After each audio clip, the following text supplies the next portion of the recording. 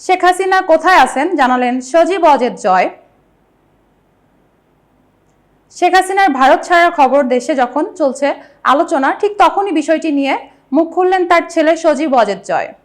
সোমবার 7 অক্টোবর রাতে গণমাধ্যমের সঙ্গে আলাপকালে সজীব ওয়াজেদ বলেন, আমার মা ভারত ছেড়ে গিয়েছে বলে যে খবর শোনা যাচ্ছে সেটি সঠিক নয়। তিনি এখনো ভারতেই অবস্থান করছেন। এর আগে সজীব ওয়াজেদ জয় বলেন, সাবেক প্রধানমন্ত্রী শেখ হাসিনা ভারত ছাড়াতে কোনো চাপ নেই।